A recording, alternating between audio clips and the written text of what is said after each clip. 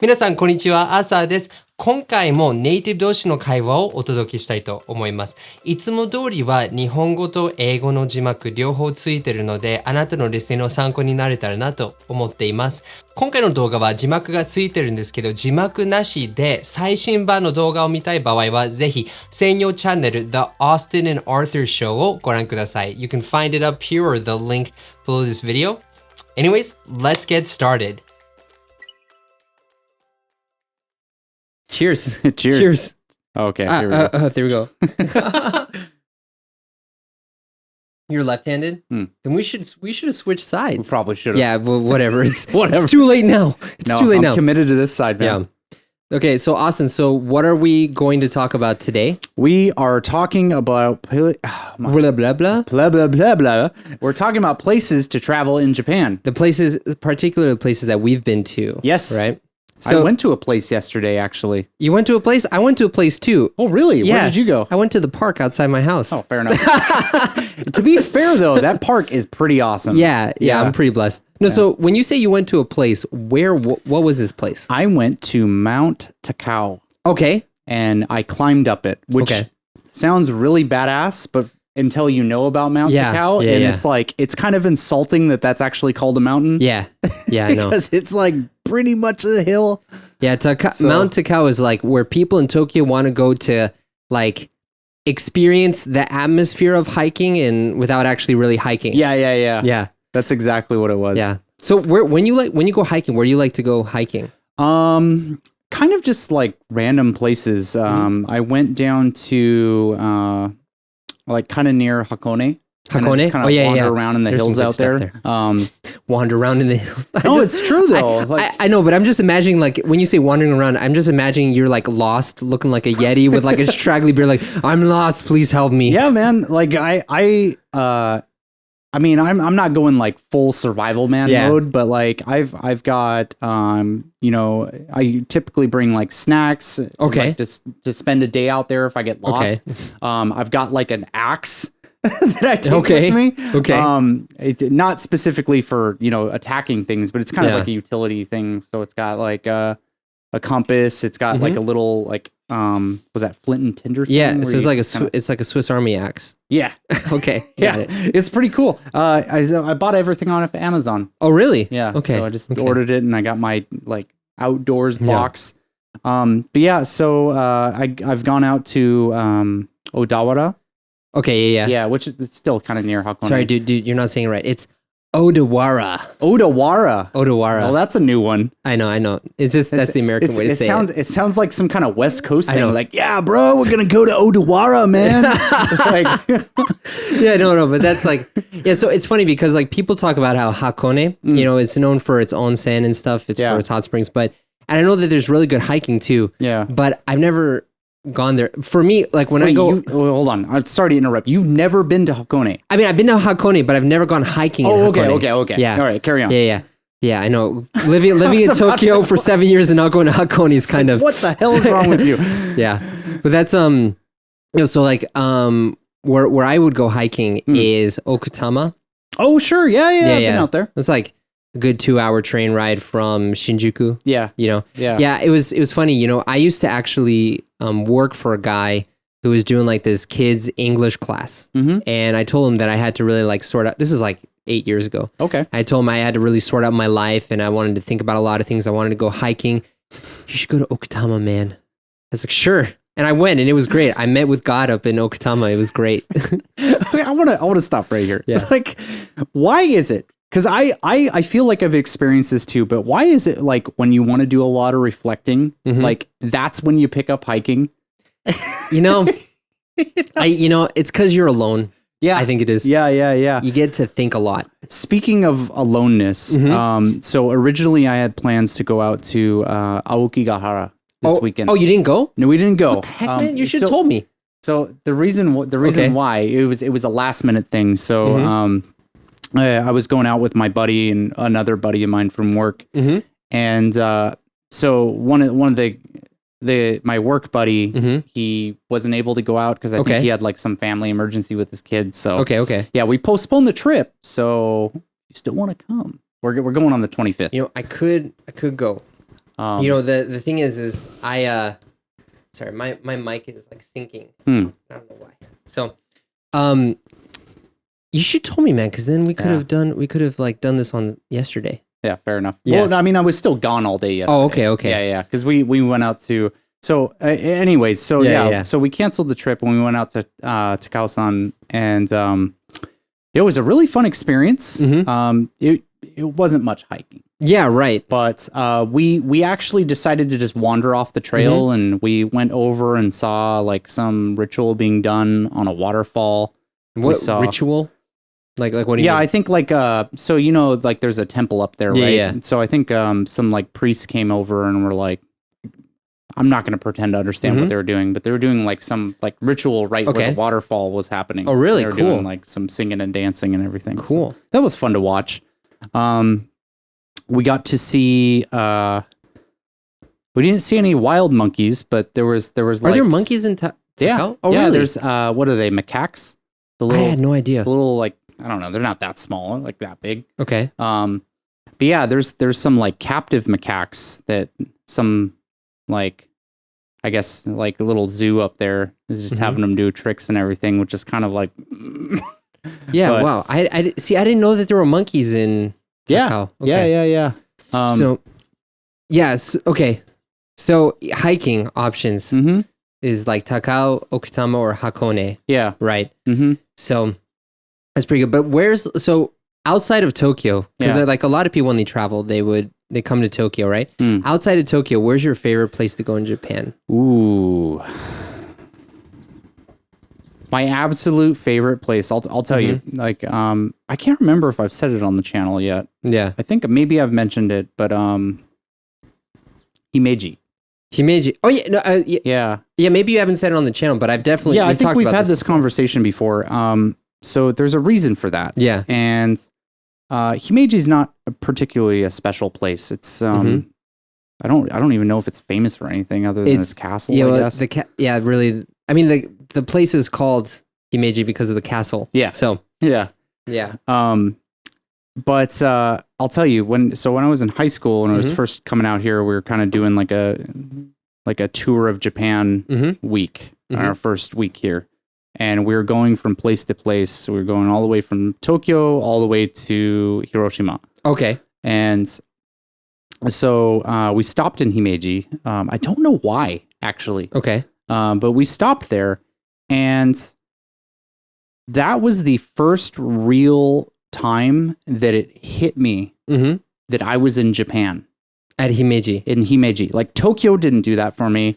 Yeah. We visited Yokohama, which is kind of basically just Tokyo still. Yeah. You know, I visited Kobe, I visited Osaka, I visited all these places. But Himeji was the first time that it just like, bam, you were in Japan. I wonder what made it feel like that to you. So I'll tell you why. Yeah.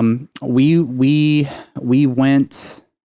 Actually, the first time when I went on this trip, I didn't go in the spring. We went in the summer, so there's no sakura trees. But we went into the park where all the sakura trees are. Yeah. Right next to the castle. And if you've been to Himeji Castle, it's a beautiful castle. Yeah. It's like all white. It's like really nice looking and everything. And sorry, we just get the Skype notification. All right, that's gone now.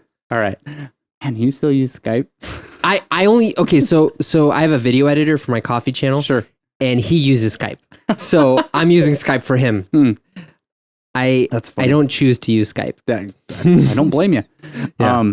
But anyways, so we went out there, and when I arrived, I was with a couple of my friends. Yeah. And we found some like high school kids that looked around our age, and we just like walked up to them and started talking to them. And so eventually we all just joined together, and it was like right around lunchtime. So it was during the summer, so usually high school kids get out early. And so we all decided to go have like a picnic, like right in the sakura trees. And so like we laid out a blanket. It was like kind of like a really kind of like very Japanese. Yeah, picnic. You had hanami there. Yeah, basically. Yeah, pretty much. And yeah, just kind of looking around. It's like, you know, these high school kids are in their uniforms and everything. and they're eating bento. We're eating just some random garbage that we picked up in the Shinkansen train station, and it just really like everything combined just kind of hit, and I was like, wow, I'm in Japan. This is really cool. So that's a really dear memory to me, because that was kind of like the first time that I fell in love with this place. Yeah, I mean, so it's funny because a lot of people don't talk about hanami as like a cultural thing. Yeah. People do like the picnic outside. I mean, and you said it wasn't like the cherry blossom season or anything. No. But like, yeah, it's funny when you think about hanami. Like, I don't know. I feel like there's so many activities in Japan, or there's at least compared to the States. Yeah. Where you just go out to enjoy the view. Yeah. Like hanami is a thing that everyone does, and what does it mean? It means to watch the flowers, watch the sakura, right? Yeah. Yeah, and it's very interesting, But yeah, I can understand that. For me though, when I've done hanami, like it just becomes a big drunk fest, and everyone's like, "Hey, America, hi." Yeah, I've had my share of those. Those too. Yeah. What about you? What's your favorite place? My favorite place, dude. Okay, this is gonna sound really, really unoriginal, but Kyoto, for sure. Oh my god, that's like the most unoriginal place. I know, dude. But so here's the thing, right? So the reason why I got really interested in Japan was not like anime or anything like that. That was kind of like my entryway. Yeah. But what got me after that was like the traditional art and stuff. And so like the traditional culture, the traditional art, the traditional values, and like Kyoto is kind of like the embodiment of that. Oh, absolutely. So like my favorite place to go is the like also in Kanazawa, the Higashichaya area, which is like the place built out of the 1800s, or yeah, dude, my mic for some reason at this angle is always slowly moving. So I'm just doing it like here. But yeah, so with Kyoto though, I don't know, it also kind of feels like home a little bit because it's very traditional. Yeah. And it's very like stratified. Like, you're from Kyoto, or are you just visiting, or are you a foreigner who's not from, are you a transplant? Yeah. Because that's how my hometown was. My hometown actually is the birthplace of the Navy. Yeah. Like we have history going back to like 1600, whatever. And you're either like bred and born there, born and bred there, or you're a transplant. You're not like one of the locals, right? And so I guess I'm used to that feeling, so it feels more like home to me there too. But I don't know, just like going, especially around the Sanjo area, there's just a lot of cool traditional stuff. Yeah. I don't know. One of these days I would like to spend a decent amount of time in Kyoto. Yeah. But there was a time when for my work, we were doing a special program, and I would actually go to Kyoto every weekend. Really? Yeah, it was good, and I spent a lot of time there. And I wanted to spend more time there, but then my program ended, so I had to come back. Yeah. But I mean, so for you, like if you could live somewhere that's not Tokyo, where would you want to live? Oh man, I've been doing a lot of thinking about that actually. Yeah. For me, I would move out to Kanagawa. I would move out to Odawara. Odawara. Okay, Odawara. So I think probably because it makes me feel nostalgic, but not for my home, which is kind of weird. What? Okay. So back when I was a Marine, I lived on the California coast, like kind of near San Diego. Okay. And something that I absolutely loved about Southern California is you get these coastal mountain ranges. Okay. Where it's like you have just the Pacific Ocean on one side, and on the other side you have these just pretty large mountains, right? And if you go out kind of like on the coast of Kanagawa, you kind of get the similar feeling. And God, it's just it makes me feel so calm. I really like it. Actually, so I do have to tell you. So I've been down to Odawara, that area. Odawara, whatever. If I'm speaking Japanese, I'll say it in the Japanese. This is going to be style. a meme the whole time. Is it Odawara or Odawara? Odawara. You gotta like really get like that duh sound. Sounds like a surf town to me. But no, so like in the Odawara area, right? So you actually have a peninsula called the Manazuru peninsula, which is, I did some research on it because actually I went there. I went to a seafood place there. Oh, okay. Which is like $70 a head. So which is not too bad, but they like have live fish sashimi. So like get the fish, they cut the sashimi while the fish is still alive, and then they place it to you. Ooh. So you're eating it off the fish. And I did that to impress like one of my millionaire friends or whatever. Yeah. And he was impressed, but his girlfriend wasn't. So she's like, I can't eat this. So it was just him and me for 2 hours like eating this, and then she was like feeling too bad for the fish, right? Oh my God. But so like this area, it's like a peninsula off of the Odawara area. And I would get a house there just because, or I would like to do an Airbnb there for a while, just because it's like, it's like a coastal town, but it's on a cliff, right? So there's no beach there. It's just like boom, boom. Yeah. And it's just really beautiful, you know? So I can understand, but I wouldn't want to live there forever though. Oh man. It's kind of far away. It's a little out of the way for sure. I don't know if I could stomach an hour plus commute into Tokyo. Yeah. So it's probably just a fantasy. Yeah. But after about 2 weeks, you'll get bored of it and you want to go back to Tokyo. So probably realistically, if you couldn't live in Tokyo, what makes the most sense practically? Probably depends on my age. Yeah. If I were to say now, probably Osaka. Osaka is kind of like my second home in Japan. Yeah, because that's where you went to first, right? Yeah. Yeah. Me too. Yeah. I had... Yeah, you know what? We're talking about places. I'll tell some stories of when I was in Osaka. So when I was doing homestay, I actually wasn't living in Osaka at the time. I was over in Hyogoken. Okay. Just right next to it. Yeah. It's kind of like closer to Kobe. Yeah. In a tiny little countryside town called Sanda. Sanda? Yeah. Okay. Which I'm entertained by, because I'm reminded of it every single day. Because so my train station that I use to go to work is Mita Station. Oh yeah, the kanji for Mita and Sanda are exactly the same. Yeah, 3 and then like field, right? Rice field. Yeah. So dude, it's like one of those small little things, but I love that so much. I know. I just want to talk first about Japanese placement names and how ridiculous and how difficult they are to read. Like, so as someone who knows kanji, right? Yeah. I know kanji, and I'm trying to read these train stations, and I just don't get it. Like I saw this, so like in Chiba, there's a town, and the kanji for it is Mizu to. It's like, it's a water well, but it's pronounced Mito. There's no zu in it, even though it's just like that. And it's the same thing, like when you look at it, you're like, oh, this is Mita. No, it's Sanda. Yeah. Okay. Oh no, this is Sanden. No, it's Sanda. You know, it's just like, it just doesn't match at all. Yeah. Okay, I'm done with my rant. But yeah, so you have that connection there. Yeah, so I don't know. Every time I get off the train in the morning to go to work, I'm just pleasantly reminded of, like, you know, the good times that I had there. Yeah. So it's a nice thing. But yeah, so I lived out there, and so my host dad would take me out drinking in Osaka at 16. Oh, great. He's just like, hey, you want to go to a bar? I'm like, well, a 16-year-old boy, like, yeah, you look 18, it's fine. Yeah, well, so that's what he was saying. He's like, I was worried. I was like, oh, well, you know, people are gonna notice I'm underage. He's like, you're white, you're fine, you look like you're 20. It's like, oh, okay, let's go.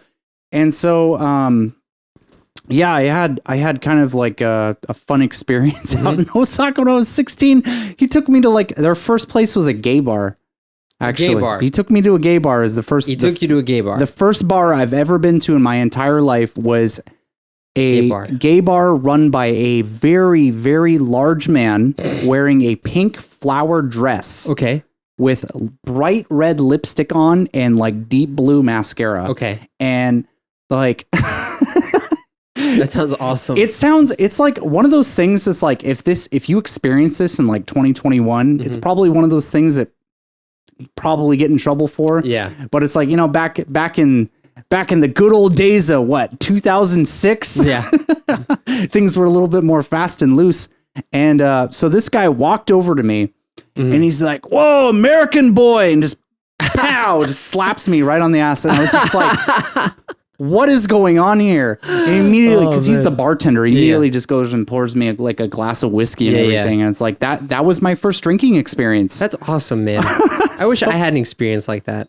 Yeah, it was a little shocking, but it was really fun. Yeah. That guy, actually, he was like kind of like a local celebrity almost, because like he appeared on like shows, just like talk shows and stuff, because he was kind of like, I don't even know if he really called him transgender back in the day, but yeah, I think these days he'd be a transgender guy. So he's like Matsuko Deluxe. Yeah, exactly. Like literally, if you took Matsuko and put a mustache on her, like that's what this guy looks like. This guy had like a giant, like thick black mustache. It was funny because he's just straight up like in a dress. Okay, awesome. Oh wow, you really watched the end. Thanks so much. 今回の動画をご覧いただきありがとうございます。この IU-Connect のチャンネルを通してあなたが英語を学ぶだけではなく実際に使える英語力を身につけて世界に飛び出せるようにいろんなコンテンツを配信しています。Now, here's the thing. 多くの英語学習者は英語を YouTube とかでたくさん学ぶのですが外国人と対面すると頭が真っ白になって言葉が出てこないという問題を経験することが多いでしょう。もしあなたはそういう問題がなくて、YouTube で英語を勉強することで満足している場合は、ぜひおすすめの動画はこちらからご覧ください。でももしあなたは英語を学ぶだけではなく、実際に使える英語力を身につけて、自分の日常の中で外国人と実際に話せるようになりたいと思っている場合は、ぜひ無料ガイドをゲットしてください。詳しくは You can find the link up here or you can find the link below this video。参考になれたらとっても嬉しいです。As always, enjoy your English adventures. 一緒に世界とつながりましょう。See you next time!